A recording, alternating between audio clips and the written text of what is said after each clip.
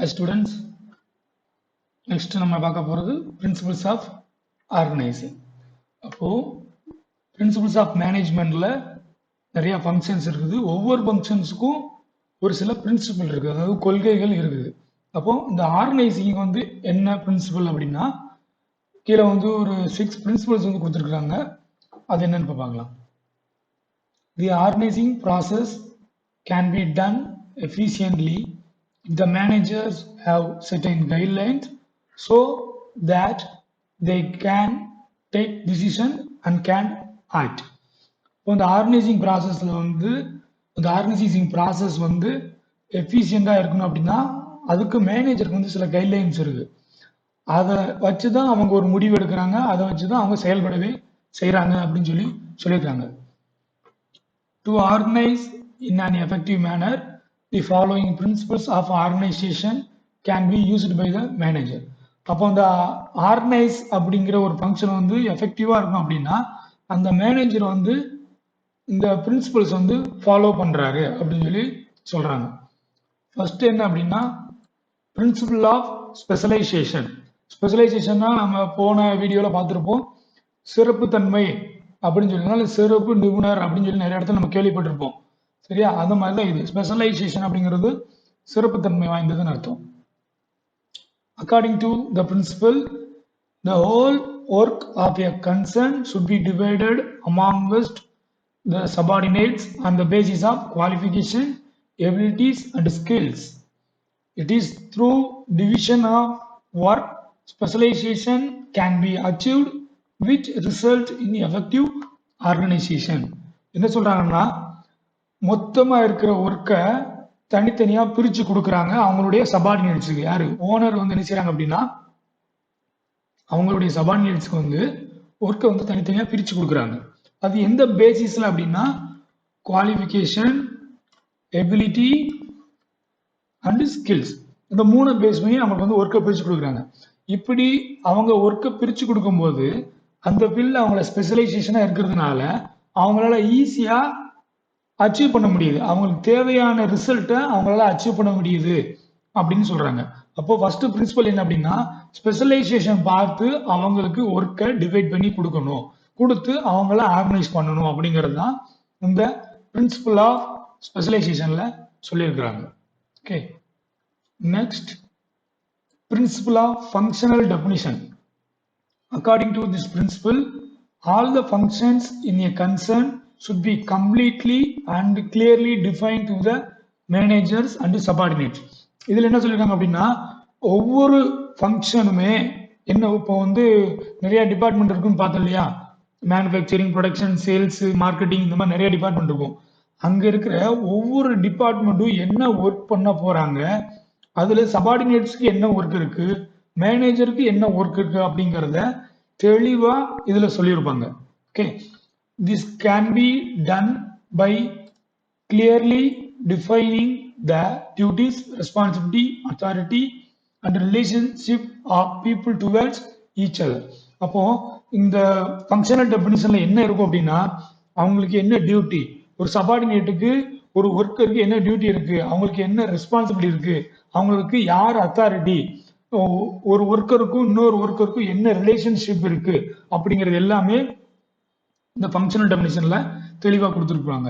Okay, a clarification in authority, responsibility, relationship helps in achieving coordination and thereby organization can take place effectively. என்ன சொல்றாங்க அப்படின்னா அவங்களுக்கு அந்த authority, ரெஸ்பான்சிபிலிட்டிக்குள்ள relationship வந்து clarify பண்ணிட்டோம் அப்படின்னா என்ன ஆகும் அப்படின்னா அந்த ஒற்றுமை, கோஆர்டினேஷன் அப்படிங்கிறது வந்து ஈஸியா கிடைச்சிரும். ஸோ அது வந்து என்ன ஆகும்னா ஒரு ஆர்கனைசேஷன் வந்து எஃபெக்டிவா ரன் ஆகுறதுக்கு ஒரு ஹெல்ப் பண்ணுது அப்படின்னு சொல்றாங்க. For example, the primary function of production, marketing and finance and the authority, responsibility, relationship in these departments should be clearly defined to every person attached to the department. Clarification in authority, responsibility, relationship help in efficient organization. அப்போ மேல கொடுத்துருக்காங்களே அந்த example, production, marketing, finance, இந்த மாதிரி டிபார்ட்மெண்ட்ல உள்ளவங்களுக்கு என்ன function, என்ன work, உனக்கு அத்தாரிட்டி, ஹையர் அத்தாரிட்டி யாரு, உங்களுக்கு என்ன ரெஸ்பான்சிபிலிட்டி இருக்கு, என்ன ரிலேஷன்ஷிப்ல நீங்க வந்து இந்த ஒர்க்கை பார்க்க போறீங்க அப்படிங்கறத ஃபுல்லா தெளிவா சொல்லிடுவாங்க. ஸோ இதையும் ஒரு மேஜர் பிரின்சிபலா இந்த ஆர்கனைசிங்ல வந்து சொல்லியிருக்கிறாங்க. ஓகே, நெக்ஸ்ட் வந்து principles of span of control or supervision. Span of கண்ட்ரோல்னா வேற ஒண்ணுமே இல்லை, ரொம்ப குழப்பிக்க வேண்டாம். சூப்பர்வைஸ் பண்றது தான் ஸ்பேன் ஆஃப் கண்ட்ரோல் அப்படிங்கிறாங்க. ஏன் சூப்பர்வைஸ்னே சொல்லியிருக்கலாம், பட் இங்க ஸ்பேன் ஆஃப் கண்ட்ரோல் அப்படிங்கிறதுக்கு ஒரு டெஃபினிஷன் கொடுத்துருக்காங்க பாரு. According to this principle, span of control is a span of supervision which represent the number of employees that can be handled and controlled effectively by a single manager. இங்க ஏன் span of control அப்படின்னு கொடுத்துருக்காங்க அப்படின்னா, ஒரு single manager எத்தனை எம்ப்ளாயிஸை control பண்றாரு, அவங்கள handle பண்றாரு அப்படிங்கிறத ரெப்ரசன்ட் பண்றதுக்கு தான் ஸ்பேன் ஆஃப் கண்ட்ரோல் அப்படிங்கிற வார்த்தையை இங்க யூஸ் பண்றாங்க. Okay, according to this principle, a manager should be able to handle what number of employees under him should be decided. அப்போ ஒரு மேனேஜர் வந்து டிசைட் பண்ணணும், எப்போ என்ன பண்ணுவாங்க, எவ்வளவு எம்ப்ளாயி வந்து நான் வந்து ஹேண்டில் பண்ண போறேன், அவங்கள நான் எப்படி கண்ட்ரோல் பண்ண போறேன், எத்தனை எம்ப்ளாயிஸை நான் கண்ட்ரோல் பண்ண போறேன் அப்படிங்கறத ஒரு மேனேஜர் என்ன பண்ணணும் அப்படின்னா டிசைட் பண்ணிருக்கணும் அப்படின்னு சொல்லி சொல்றாங்க. This decision can be taken by choosing either from wide or narrow span. அதுலயும் ரெண்டு விதமா இருக்குது. ஒய்டுன்னா உங்களுக்கு நல்லாவே தெரியும், அகலமா அப்படின்னு நம்ம படிச்சிருப்போம். அகலம், ஒய்டுங்கிறது அகலம் அப்படின்னு படிச்சிருப்போம். இப்போ ஒய்டு ஆர் நேரோ ஸ்பேன். நேரோனா ஸ்ட்ரெயிட் ஃபார்வர்ட், நேரா இருக்கிற மாதிரி. ஒரு இடத்துல இப்ப நான் வந்து எனக்குள்ள கயிறை தாட்டி ஒர்க் கொடுக்குறாங்கன்னா அவர் சொல்றதை மட்டும்தான் நான் கேட்டு போய்கிட்டே இருப்பேன். அதே ஒய்டு அப்படின்னா அந்த ஒர்க்கை முடிக்கிறதுக்கு யார் என்ன கமாண்ட் கொடுத்தாலும் அதை நம்ம பண்றது அப்படின்னு நீங்க எடுத்துக்கலாம். There are two types of span of control. First one is wide span of control. It is one in which a manager can supervise and control effectively a large group of persons at one time. It is one of the which manager can supervise and control effectively a large group of persons at a one time. Wide span of control என்னது, அகலம்னு அழகா படிச்சோம். இப்போ இங்க விரிவான அப்படின்னு நம்ம எடுத்துக்கலாம். விரிவானா ஒரு மேனேஜர் ஒரு டயத்துல நிறைய லார்ஜ் குரூப் ஆஃப் பர்சன், நிறைய பர்சன்ஸ் வந்து ஹேண்டில் பண்றாரு, கண்ட்ரோல் பண்றாருன்னா அதான் ஒயிட் ஸ்பேன் ஆஃப் கண்ட்ரோல் அப்படின்றாங்க. This features of the span are less overhead cost of supervision. Less overhead அப்படின்னா இப்போ 100 பேருக்கு ஒரு ஆள் அப்படின்னா, ஒரு மேனேஜர் அப்படின்னா ஒரு மேனேஜருக்கு நம்ம சேலரி பே பண்ணா போதும். இதே நம்ம தனித்தனியா 10 பேரா பிரிச்சோம்னா 10 குரூப்பா இருக்கும்.